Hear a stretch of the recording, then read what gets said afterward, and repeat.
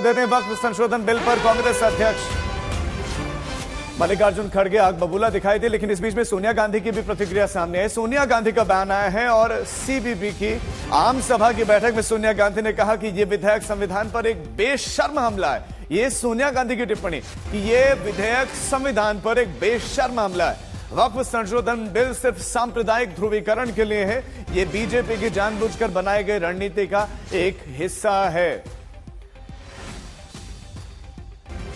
मौसमी सिंह हमारे साथ, हमारे संवाददाता जुड़ गए। मौसमी, बड़े सख्त और तल्ख लहजे में सोनिया गांधी ने कहा है कि एक बेशर्म हमला है संविधान पर, और क्या क्या टिप्पणी रही?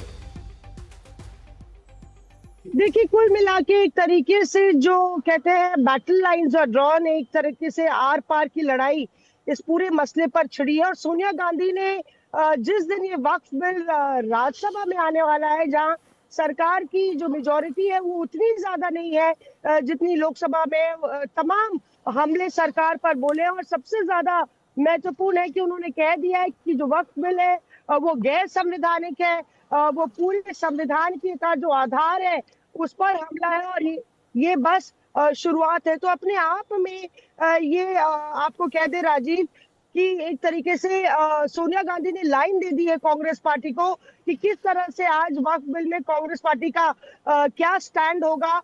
और ये भी उन्होंने जिक्र किया कि लगातार जिस तरह से एलओपी पर हमला हो रहा है, चाहे वो लोकसभा हो या राज्यसभा हो, ये शिष्टाचार की राजनीति नहीं है। पुराने दौर में नेता आमने सामने बैठते थे, सत्ता पक्ष और विपक्ष तालमेल बना के चलते थे, लेकिन वो दौर अब खत्म हो गया है और एक तरीके से एक आक्रामक राजनीति सत्ता पक्ष कर रहा है। मौसमी, शुक्रिया आपका इस जानकारी के लिए। वहीं कांग्रेस सांसद इमरान मसूद की प्रतिक्रिया आई है, क्या कुछ कहा इस बिल को लेकर, सुनाते हैं आपको। ये काले दिन के रूप में लिखा जाएगा और अब हम लोग वकीलों से बात करेंगे, कोर्ट जाएंगे, जो भी हो सकता होगा हम लड़ाई को लड़ेंगे, हम पीछे नहीं हटेंगे।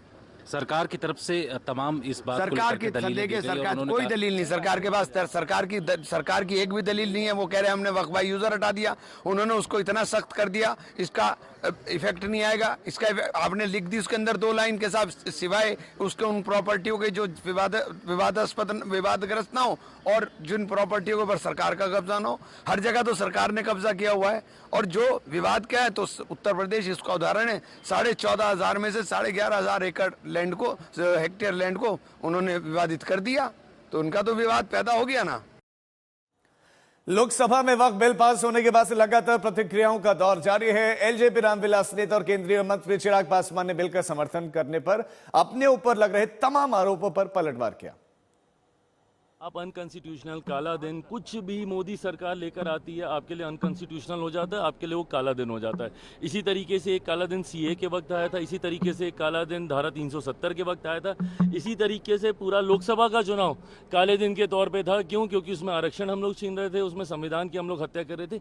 सिर्फ झूठ बोलना, फॉल्स नैरेटिव सेट करना, लोगों में एक डर का माहौल पैदा करना, सिर्फ विपक्ष की अब ये भूमिका रह गई है।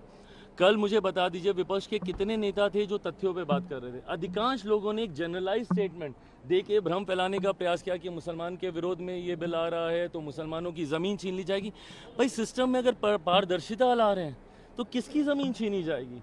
सिस्टम को अगर ट्रांसपेरेंट बनाया जा रहा है और सशक्त बनाया जा रहा है, प्रो पुअर मुसलमान बनाया जा रहा है, महिलाओं को इसमें इंक्लूड किया जा रहा है, तो ऐसे में चिंता आपको क्यों हो रही है?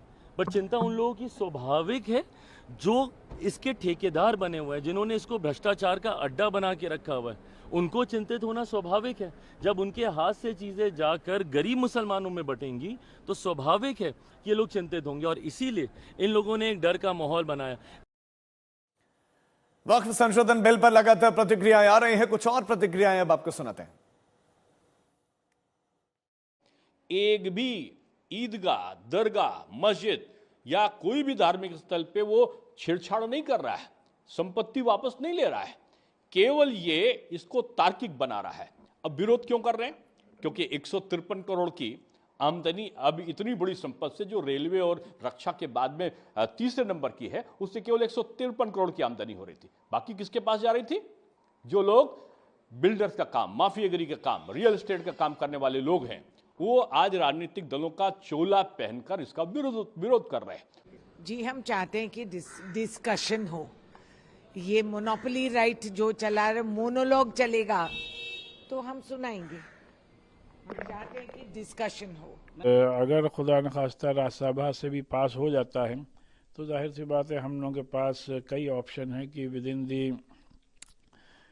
कॉन्स्टिट्यूशनल लिमिट हम लोग का प्रोटेस्ट भी जारी रहेगा और उसी के साथ साथ जो कोर्ट का अदालतों का रास्ता खुला हुआ है तो जाहिर सी बात है इस बिल को अदालत में भी चैलेंज किया जाएगा और हम लोग मच मोर कॉन्फिडेंट हैं कि इसमें इस बिल में जो कॉन्स्टिट्यूशनल लूप होल्स हैं उसकी बुनियाद पर हम लोगों को अदालत से ज़रूर राहत और इंसाफ मिलेगा।